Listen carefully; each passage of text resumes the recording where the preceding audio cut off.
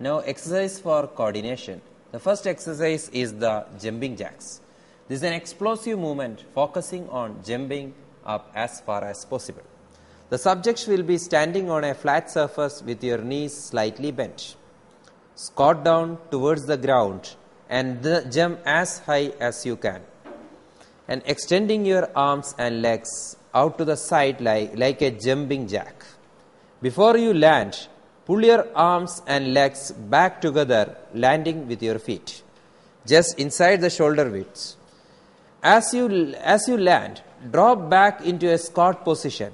Explosively leap back into the air for the next repetition, and there is no rest between the jumps. So repeat as many times as possible and aiming at least 8 repetitions. Repeat for 1 to 3 sets with 30 to 60 seconds rest in between. So jumping jacks are well-known cardiovascular exercise which will fit the beginner with poor coordination. It's also called side straddle hop in US military because it's a physical jumping exercise performed by jumping into a position with the legs spread wide and the hand touching overhead, and then returning to a position with the feet together and arms at the side. So this one will be once I am this sound. Next exercise we are going to demonstrate is the jump rope or skipping rope. It starts with the jump rope in each hand. Jump off the ground and start swinging the jump rope under your feet. Continue jumping up and down as you bring the jump rope under your feet. Continue for the prescribed number of jumps for time. So participants jump over a rope or rope swung so that it passes under their feet and over their head. Basic jumps were here. This is where the both feet are slightly apart and jump at the same time over the rope. Beginners should master this technique first before moving into more advanced techniques. Now there are alternate foot jump, that is speed step is there. This style consists of using alternate feet to the jump off the ground.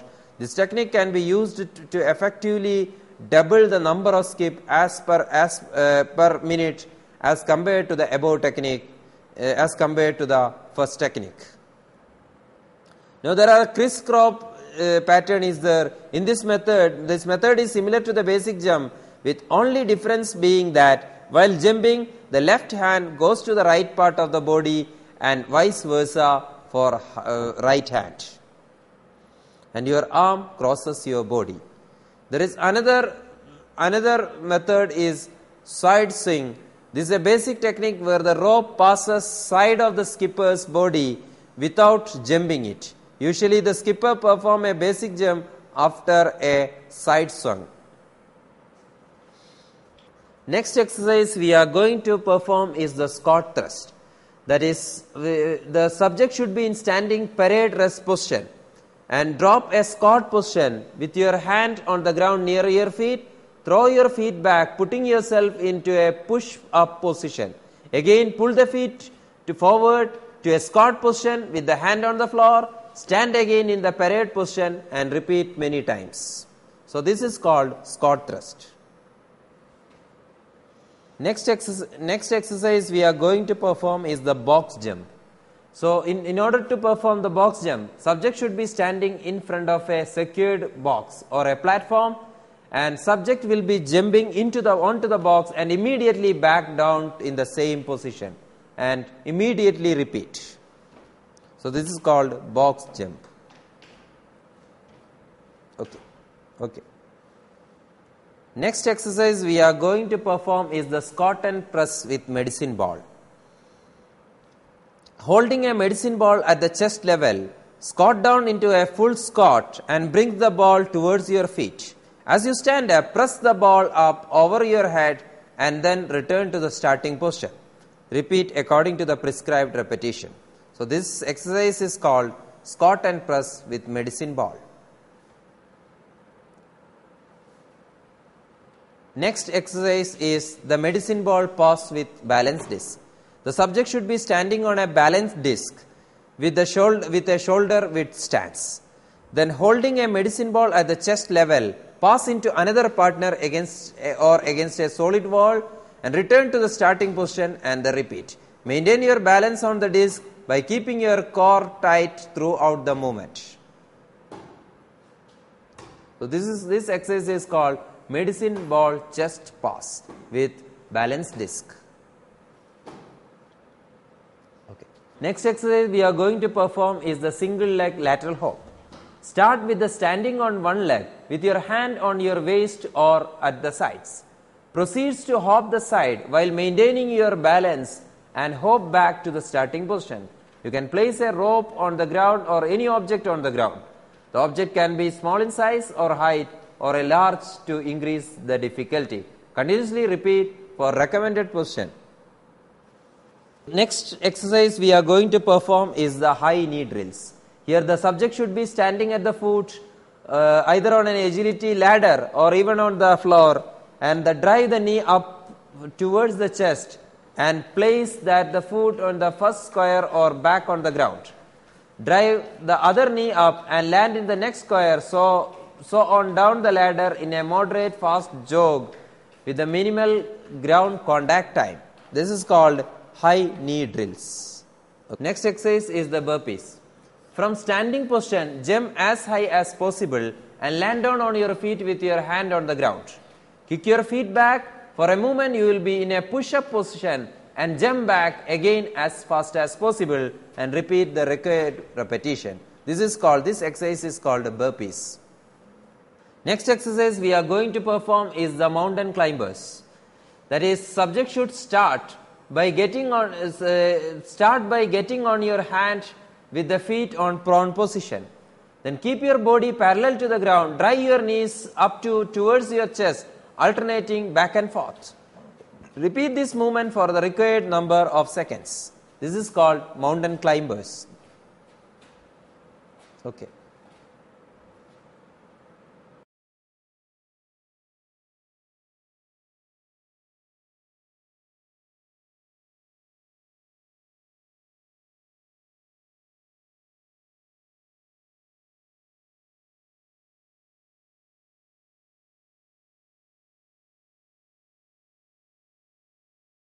In cycling we have two phases, that is a power or propulsive phase and the second one a recovery phase.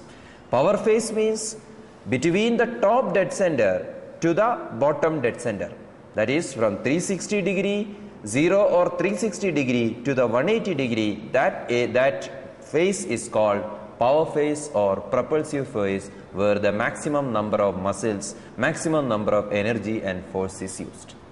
Second phase is the recovery phase. Recovery phase means it is from 180 degree, that is at the bottom dead center, to the top dead center, that is 360 or 0 degree, is called recovery phase. Now, at different positions, the movements of the position of the joint will be different. For example, if the seat height, and it depends upon the position of the limbs, the position of the joints also depends upon the seat height. Now at a normal seat height, that is at an optimum seat height, that is around 106 to 109% of the height of the ASIS. Now at that proper seat height, at an optimum seat height, the peak hip flexion is at 10 degree of pedaling cycle, and peak knee flexion is at 350 of the pedaling cycle. So maximum flexion, that is whether it is hip flexion, whether it is knee flexion, it is at around top dead center. That is, peak hip flexion is at 10 degree of pedaling cycle and peak knee flexion is at 350 degree of pedaling cycle. That is, flexion movements are seen at the top dead center. Once it reaches the bottom dead center, once the crank reaches bottom dead center, especially extension movement we can see. That is, peak hip extension is at 180 degree of the pedaling cycle and peak knee extension is at 170 degree of pedaling cycle. That is all thing at optimal seat height. So at seat height depends upon seat height also depends on the how much degree of flexion and extension joint movement is there in the during the cycling. Now, what is a comfortable seat height? What is an optimum seat height? It is around 106 to 109% of the pubic symphysis height is the optimal seat height. Now, peak knee extension.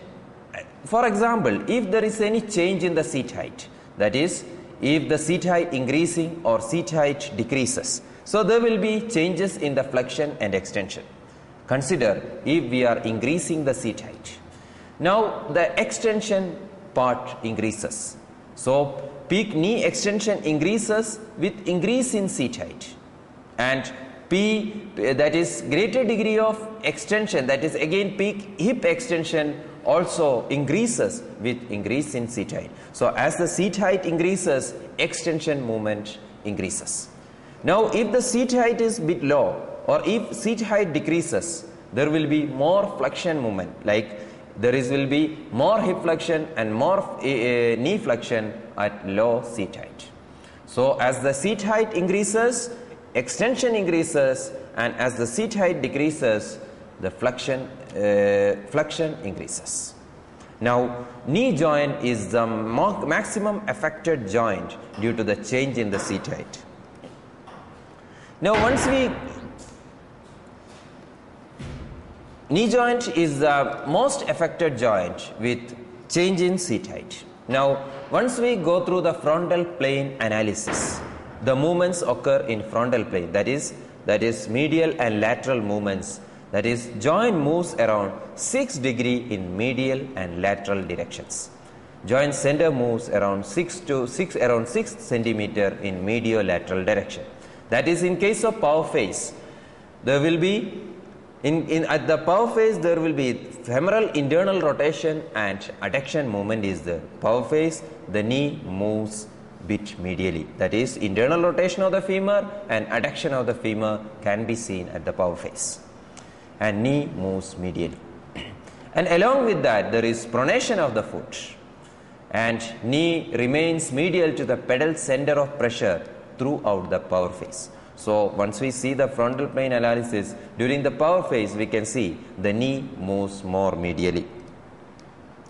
Now, we will go through which are the muscles acting on during the different movements of cycling. The greatest, we divided the phases into two. During the cycling we have divided, cycling phases can be divided into two, that is propulsive phase and a recovery phase. Propulsive phase is a phase where the maximum muscle activity is there. It is a phase between top dead center and bottom dead center, and here is the propulsive phase is the phase, or power phase is the phase where there is maximum number of muscle activity. And recovery phase, the muscle activity is very less. It is an unloading phase. So, once one leg is in propulsive phase, the other leg will be in recovery phase. So, opposite side limb will be in recovery phase between bottom dead center and top dead center, and substantially there will be less muscle activity is observed. So, it is an unloading phase, unloading of the pedal and minimizing resistance to the propulsive demand occurs in the recovery phase. So, more number of muscle activity seen at the propulsive phase and less number of muscle activity can be seen at the recovery phase. Now, which are the major muscles acting during the propulsive phase? The first muscle is the gluteus maximus. Everybody know that it is one of the hip extensor. It is the major hip extensor. Gluteus maximus is the major hip extensor and its activity starts just after top dead center as extension of the hip starts. So, onset of gluteus maximus activity starts just after top dead center. Now, its maximum activity of gluteus maximus is at around 55 degree of crank rotation.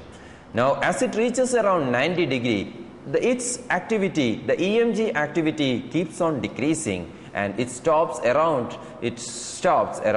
90 degree of crank rotation. So gluteus maximus, as hip extensor, work here in the propulsive phase, in the early stages of propulsive phase, especially just after top dead center, and ceases around 90°, and peak activity can be seen at the 55° of crank rotation.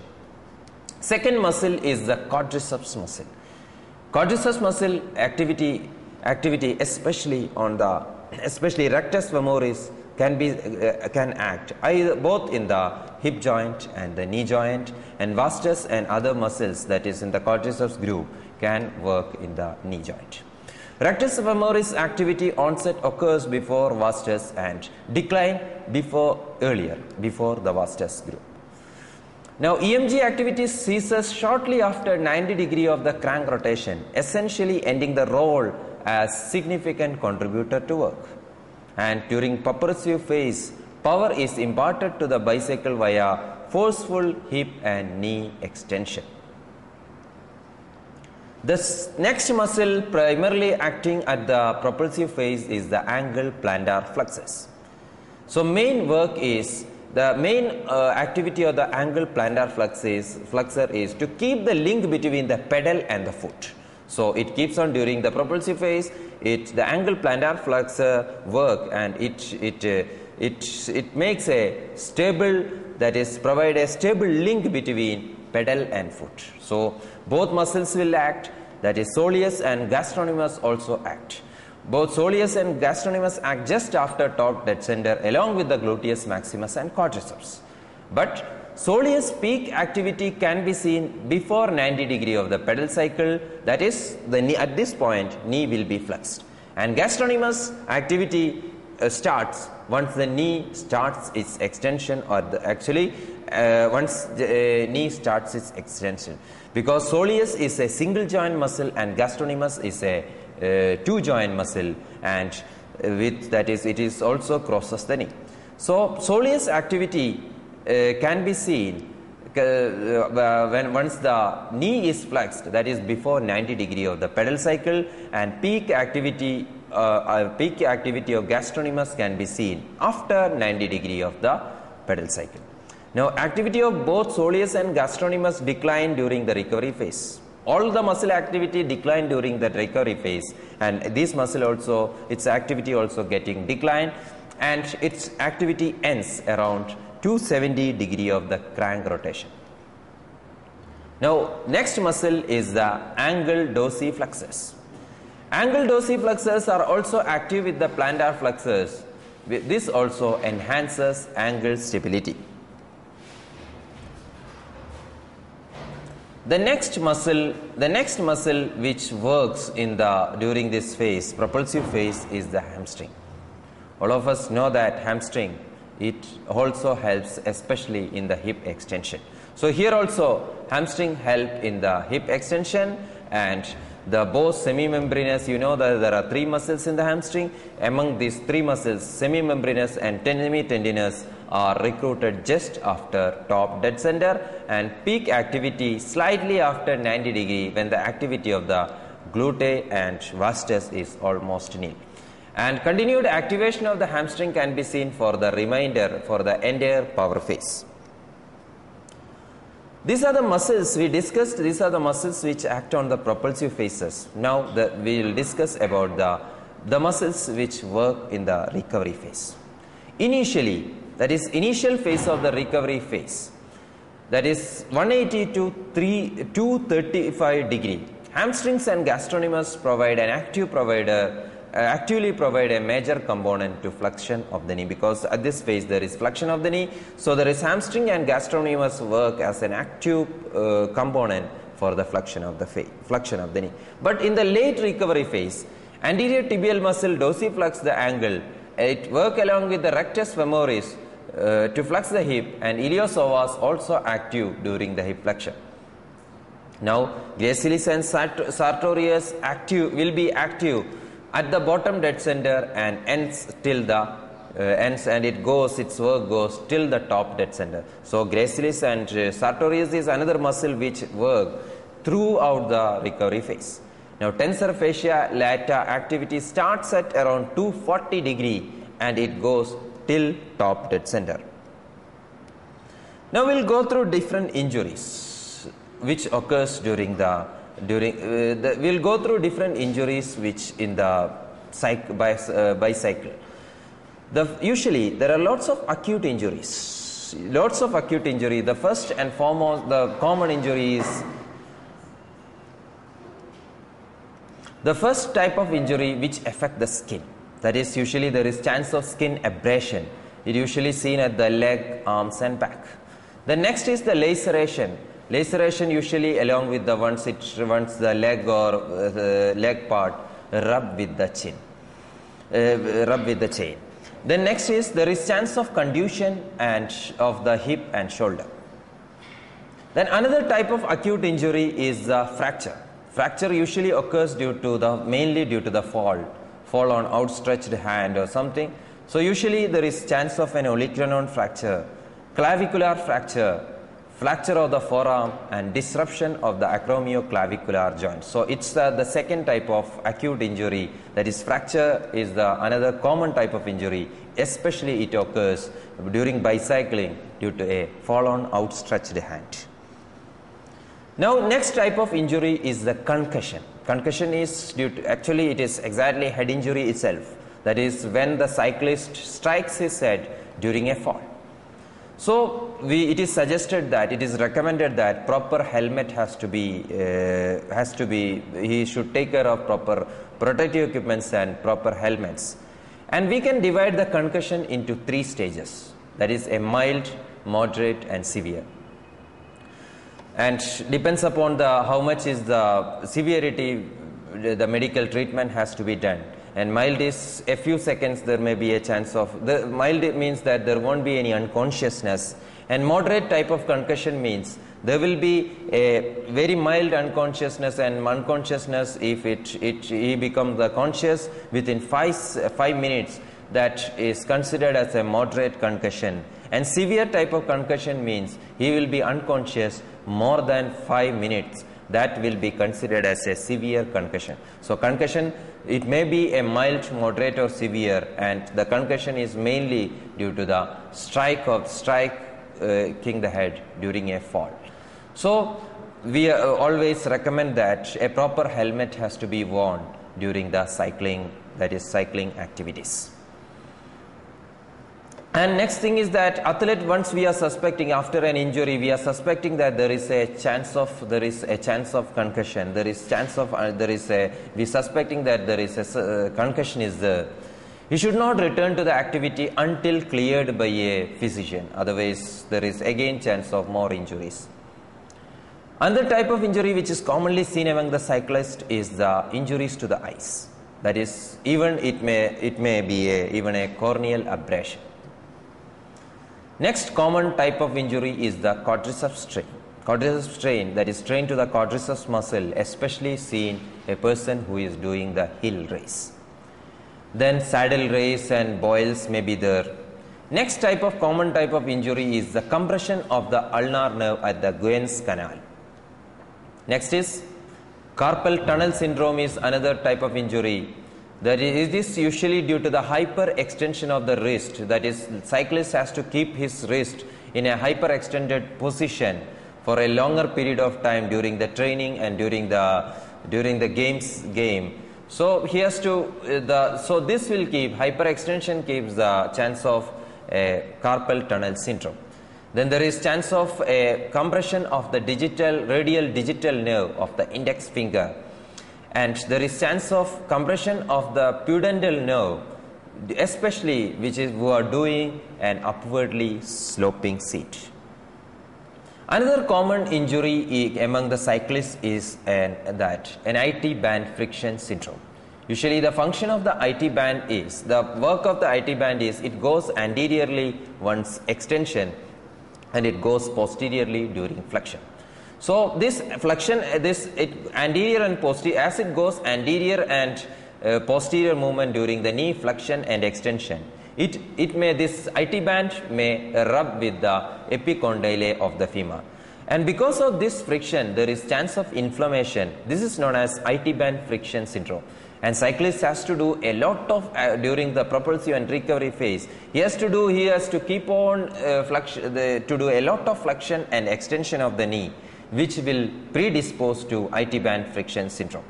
And the other predisposing factors are, if the person is having a tight IT band, there is more chance of an IT band friction syndrome, improper training, even once we are giving a high training load, because all these are type of overuse injury, and if we are giving a high training load, there is again more chance of injury. Again, another cause for the IT band, another predisposing factor for the IT band friction syndrome is the low seat height. We already discussed that what is happening. Once there is an increased seat height or decreased seat height, if there is low seat height, there will be more flexion can be seen. So this again causes the rubbing of the IT band with the epicondylae, the epicondylae of the femur, and later leads to an IT band friction syndrome. Next type of injury is the infrapatellar tendinitis. It is also known as jumper's knee. It is especially seen those who are doing a lot of activities, weight training, because the player has to do, the cyclist has to do, along with the cycling, he has to do other training like other weight training, other running, etc. And along with this weight training and running, and he is doing the cycling activities also, it causes more micro trauma to the infrapatellar tendon, and later leads to an inflammation, and it is also called infrapatellar tendinitis and or jumper's knee. Next common injury seen among the cyclists is Achilles tendinitis. It is nothing but injury to the Achilles tendon, usually seen who does a very competitive, especially seen in competitive cyclist who does a sprint or a climbing or uphill cycling. Those who are doing, once he is doing uphill cycling, there will be more stress on the Achilles tendon, and later it may lead to a Achilles tendinitis. Now once again, a person who is doing the cycling on standing position, it again causes more stress on the Achilles tendon, and it causes stretching of the Achilles tendon, and later leads to Achilles tendinitis. And if the toe clips are too small, again it gives more pressure on this Achilles tendon and predisposes tendinitis. Another type of common injury seen, the common injury is seen among the athletes or cyclists is the lateral subluxation of the patella. That is usually seen among the cyclists, and the predisposing factors are the IT band. One predisposing factor is the IT band tightness, and another predisposing factors are the valgus. If there is more valgus, there will be more pressure on the lateral side, and if there is vastus medialis obliquus muscle weakness. Vastus medialis obliquus muscle is a muscle which pull the patella towards the medial side, and once there is weakness of the VMO, later it leads to it may cause a subluxation of patella. Now next is the shallow patellar groove, that is any biomechanical abnormalities. It may cause again the chance of subluxation of patella is there. Another cause for the lateral subluxation of patella is an overdevelopment of vastus lateralis. So there will be an equilibrium between vastus medialis and vastus lateralis.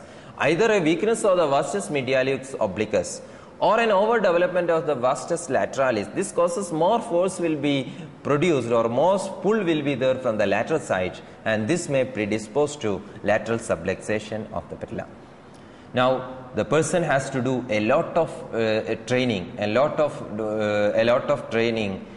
of exercises, and during all these cycling exercises he has to keep the neck in extended position, and once the person keeps his neck in extended position for long period of time, it may cause to the neck pain, and if the person who is doing the cycling for a longer period of time, again there is chance of lumbar pain and strain, even the sciatica. These are the common orthopedics problems seen. Other medical problems are a person who is doing a lot of training, especially he has to he has to do the cycling on the open environment over the sun. It may cause again hypoglycemia, hypovolemia, and hyperthermia. These are the other common medical problems seen among the cyclists. So in this session, we discussed about the different muscles and movements, what are the top dead center and what is bottom dead center. We discussed about the different phases also, regarding the power phase, regarding the recovery phase also. That is, power phase means from top dead center to the bottom dead center, and recovery phase means from bottom dead center to the top dead center. And we also discussed about what is happening during once there is a changes in the seat height. That is, there is a recommended optimal seat height is there, that is around 106 to 109% of the pubic symphysis height. And if there is an increase in the seat height, what is happening, and if there is a decrease in the seat height, what is happening, this also we discussed in this session. And we discussed about which are the muscles acting especially among the propulsive and that is recovery phase. The propulsive phase, gluteus muscles act, quadriceps and angle plantar flexus and dorsiflexus, hamstrings are the major muscles which act. Again the recovery phase, again almost all these muscles act, and hamstring gastrocnemius and again gracilis sartorius and tensor fasciae lata work. Then we discussed about the different injuries, different acute and overuse injuries during cycling. Thank you.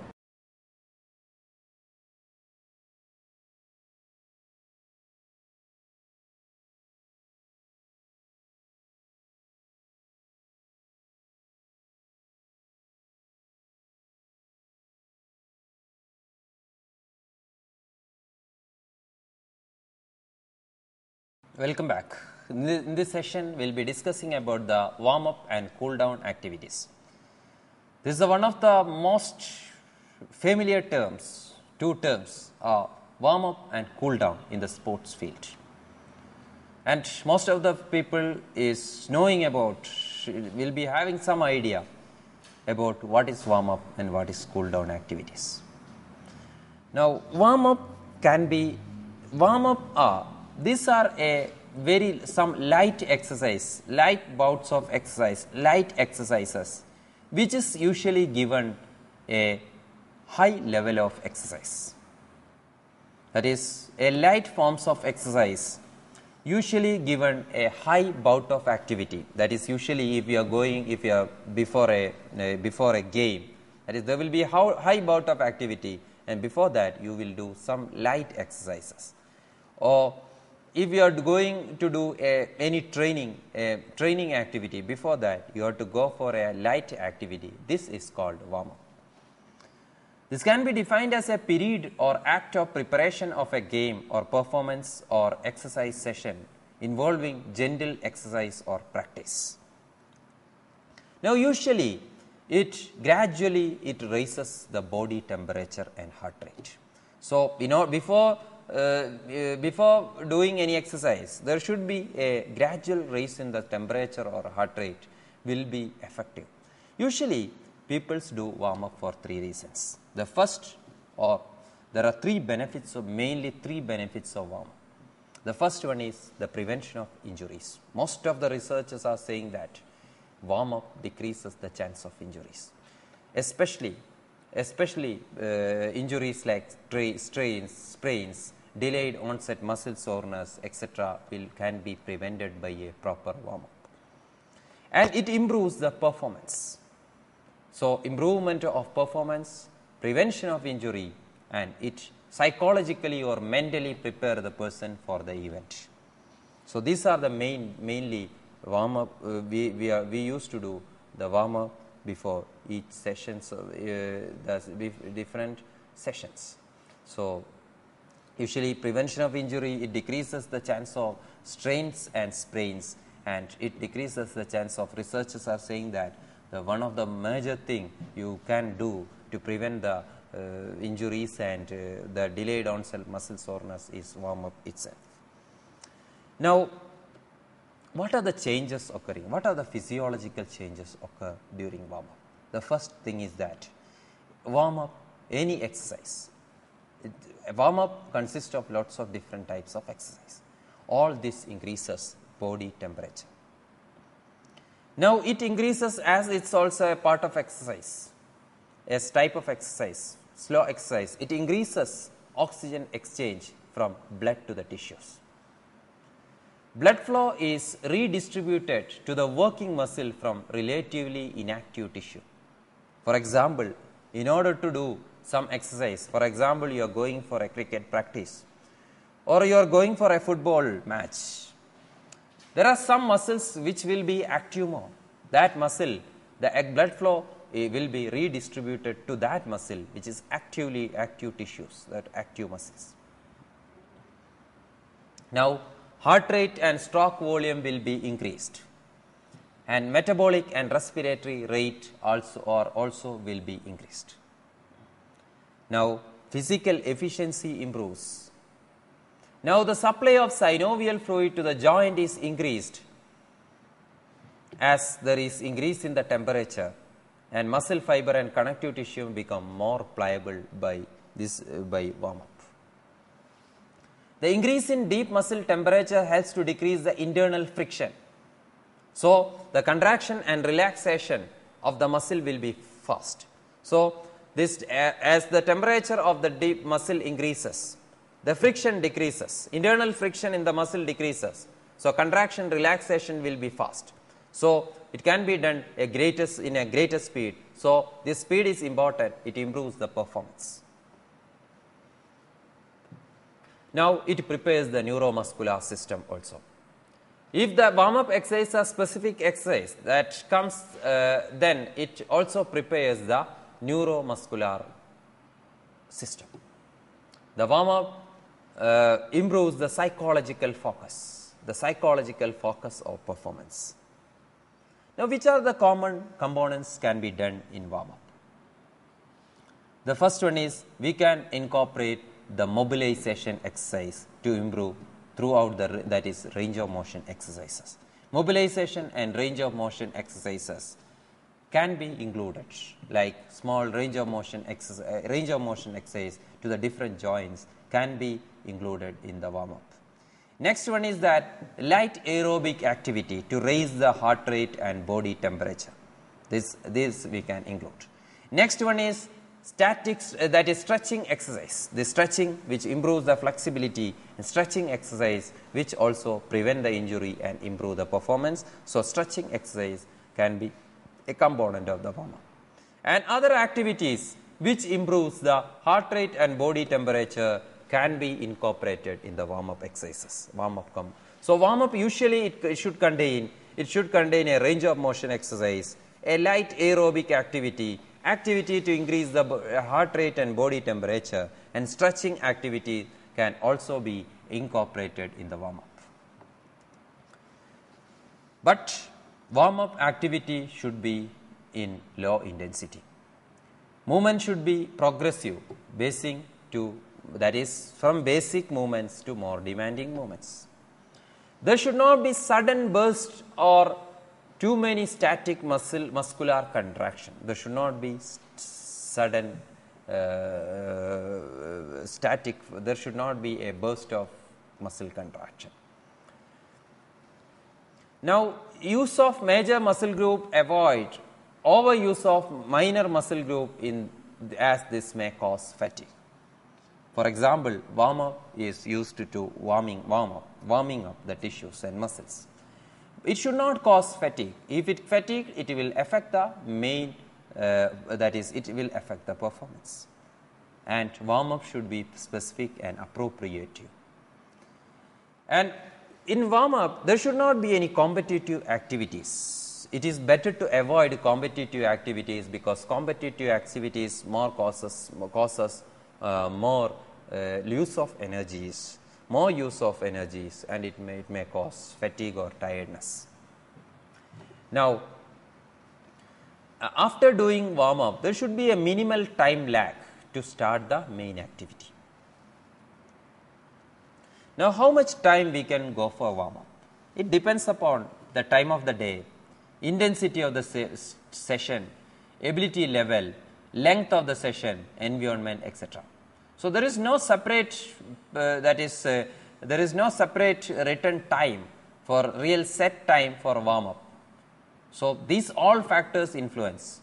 So, time of the day also influence, what is the ability and length of the session also influences how much time you have to go for warm up.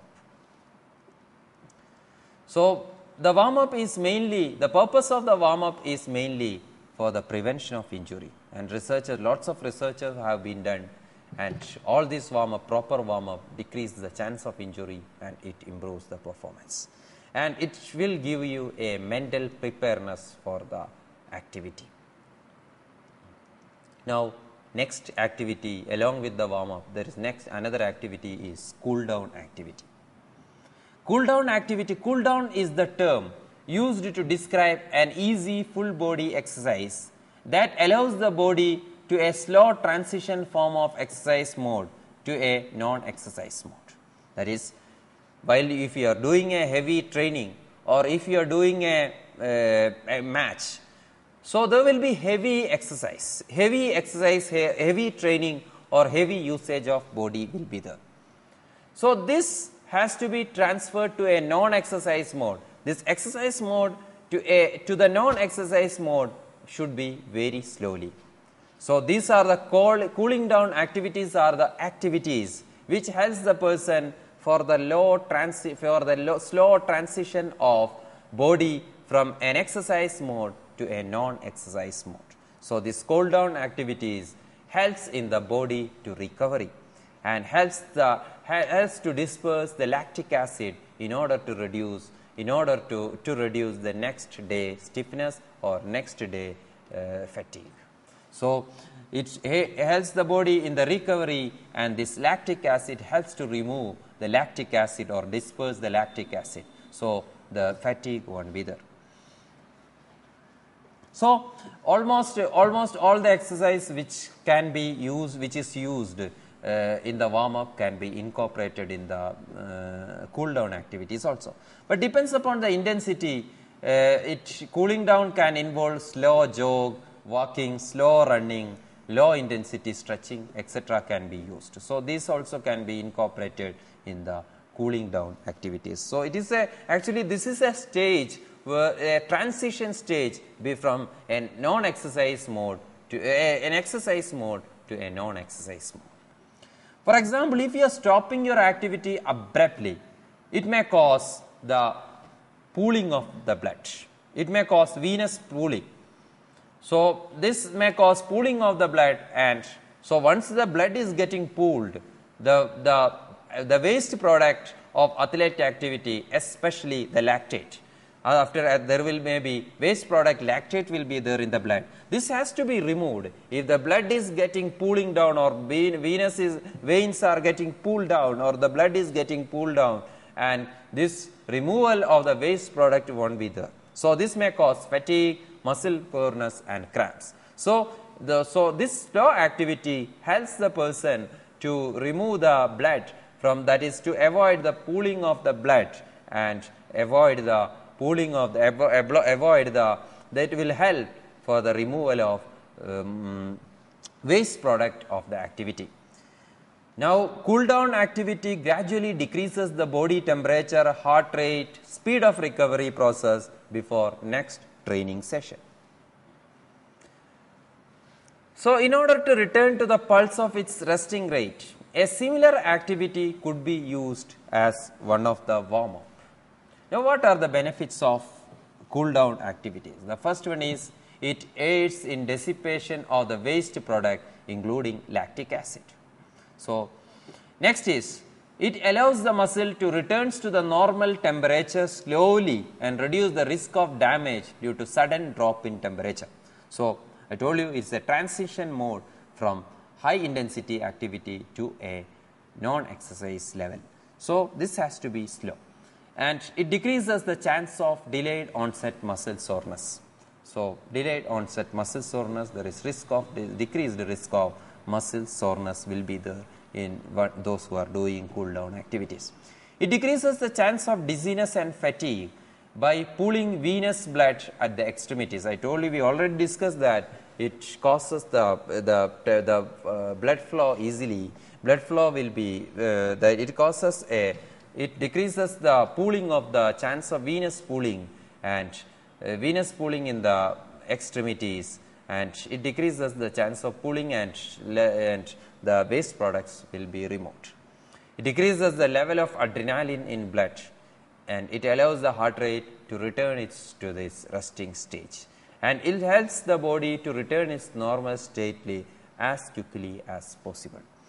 So, in this session we discussed about the warm up activities. What is warm up and what are its benefits of warm up? What are the physiological changes occurs during warm up? Then we discussed about what are the different components which can be incorporated in the warm up, like example like mobility exercise, aerobic activities, light aerobic activities, stretching exercise, and the activity which increases the heart rate, etc. Then we discussed about the which are the components of the warm up, which are the exercise can be incorporated with the warm up, and how much duration the warm up can be done. There is no real set time for the warm up, depends upon the time of the day, environment, and how much the session intensity of the session, how much is the ability level, and how much is the length of the session, etc.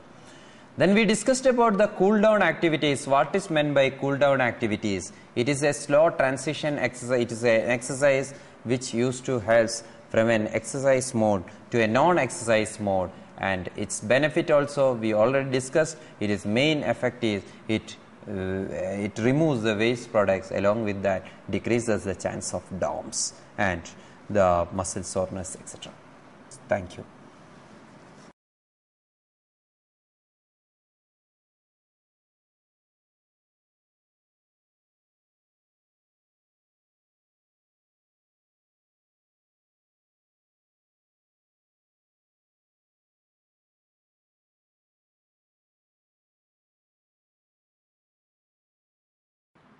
Welcome back.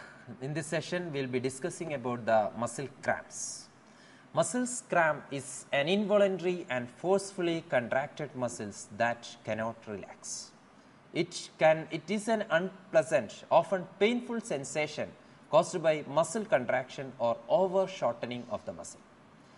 So, usually a muscle contraction causes an visible or palpable hardening of the involved muscle.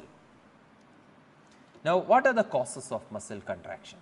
The first cause is an overuse of the muscle, or straining, an overstraining or an overuse of the muscle cause the muscle cramp. Then second common cause is a lack of minerals, that is in the diet, or depletion of minerals in the body. The third cause is hypoxia. Then another cause is dehydration and low blood salt. Muscle cramp also seen as a complications of pregnancy and kidney diseases, thyroid disease, hypokalemia, then hypocalcemia, restless leg syndrome, varicose vein, and multiple sclerosis. So, the causes of muscle cramps may be a overuse of the muscle, lack of minerals or in the diet, or depletion of the minerals in the body, hypoxia, dehydration, low blood salt, and it may be a complication of pregnancy, or it may be a complication of certain diseases like thyroid disease, kidney disease, or hypocalcemia, or resting leg syndrome, varicose vein, multiple sclerosis, etc. Now, pathophysiology of the cramp. Usually, the muscle work as antagonistic pairs, that is, usually the agonist and antagonist work together. Now, the contraction of the skeletal muscle requires relaxation of opposite muscle of that pair. That is, one muscle, we can say that is one muscle goes for a concentric contraction, at the same time the opposite muscle goes into an eccentric contraction, that is, we can say here it is as a relaxation. Now, cramps can occur when the muscles are unable to relax properly due to the myosin fibers are not fully detaching from the actin filaments. Usually, in case of a concentric contraction, the actin and myosin fibers comes together, and at the same time the opposite muscle, the eccentric muscle, here the actin and myosin fibers detaches, and there will be an eccentric type of contraction or relaxation of the muscle. So, in case of cramps, the relaxation property that is the relaxation property, that is the detachment of the actin and myosin fibers does not occurs completely, and this is the cause of the cramp. And in the skeletal muscle, both ATP and magnesium must attach to the myosin fibers in order for them to dissociate from the muscle and allow relaxation. And the absence of either of these sufficient quantities means that the myosin remain attached to the actin. That is, usually energy, the magnesium and ATP is important for this relaxation, and this has to be attached to the muscle fibers for the dissociation, and it allows the relaxation. And either magnesium or there is a decrease in the ATP level, it causes in an insufficient quantity of ATP level or magnesium causes a chance of relaxation property will be decreasing, and it causes muscle cramp. Now, there are three types of cramps commonly seen. The first one is true cramp, that is usually commonly seen in the skeletal muscle. Next one is the smooth muscle cramp, and the third one is nocturnal cramp. We can call it as rest cramps. True cramps, it is commonly seen at the skeletal muscle. It may be a single muscle or a group of muscles is usually involved, and caused by hyperexcitability of the nerves that stimulate the muscles, and usually occurs in injuries and muscles activity which causing fatigue, and in case of low calcium level, low magnesium level or low potassium level. So, the true cramps usually affect a muscle or a group of muscle which act together, and it is caused by the hyperexcitability, that is especially due to an overuse, and in case of injury or muscle activity which causing fatigue. In this also seen in once there is a decreased level of sodium or decreased level of calcium, magnesium and potassium in the blood.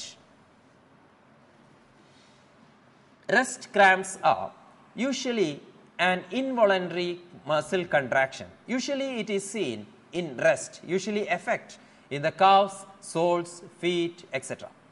And usually seen at the usually affected muscle is the calf muscles, gastrocnemius and plantaris muscles, and it also affect in the feet also. Now, the most commonly seen among the older people. Now, the most common cause is the dehydration itself and low level of the mineral content like magnesium, potassium, calcium and sodium, and reduced blood flow through the muscles, and for in case of prolonged sitting and lying down. So, these are the causes of the rest cramp. Rest cramp commonly affect the calf muscles, and mostly commonly seen among the older peoples, and there is the causes are again the dehydration, low levels of certain minerals like magnesium, potassium, calcium, sodium, etc. Now, smooth muscles also like skeletal muscle, smooth muscle also may get cramped. Smooth muscles contraction lie at the treatment may be symptomatic, endometriosis or other health problem. Menstrual cramps also can be seen among the peoples usually in females with menstrual cycles. Now, what are the treatment for cramps? The first and important treatment is stretching, that is the structure has to be stretched for a longer period of time. The massage, then electrolyte, there will be decreased electrolyte, there will be an electrolyte imbalance may be there. So, a proper electrolyte supplementation will help, to decrease the cramp.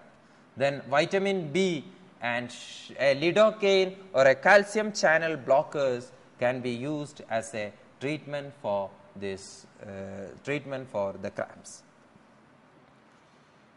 Now, prevention of the cramps is, the first thing is proper warm up and cool down before the activities, proper stretching techniques, proper hydration and electrolyte supplementation, and avoid excessive fatigue. So, the prevention of the cramp is done by the first one is there should be proper warm up and cool down. You know what is warm, everybody will be knowing what is warm up. That is, these are the exercises, we already discussed it. These are the exercises given just before the activity, and cool down is done after the activity. So, there should be proper warm up and cool down activity should be there, proper stretching, the muscle should be having proper flexibility. So, proper stretching program has to be there. Then proper hydration and electrolyte supplementation should be there, that is the proper water intake should be the proper, and electrolytes like calcium, magnesium, potassium should be supplemented properly, and avoid excessive fatigue. These are the prevention. Now, we discussed about the muscle cramps. What are the causes of the muscle cramps? What is muscle cramp? What are the causes? And regarding the pathophysiology, then we discussed about the types of cramps. What are the true cramps? What is smooth muscle cramps? What is rest cramps? True cramps are commonly seen at the skeletal muscle. These are also called skeletal muscle cramps. Rest cramps usually seen at the calf muscles, and it is mainly due to the contributing factors are the dehydration and low levels of certain minerals like magnesium, potassium, calcium, sodium, and reduced blood flow through the muscles in a prolonged sitting or lying down. Smooth muscles are also getting cramped. The treatment includes stretching, massage, electrolyte, vitamin B supplementation, lidocaine, and calcium channel blockers. Prevention is done by proper warm up, stretching, proper hydration and electrolyte supplementation. Avoid excessive fatigue. Thank you.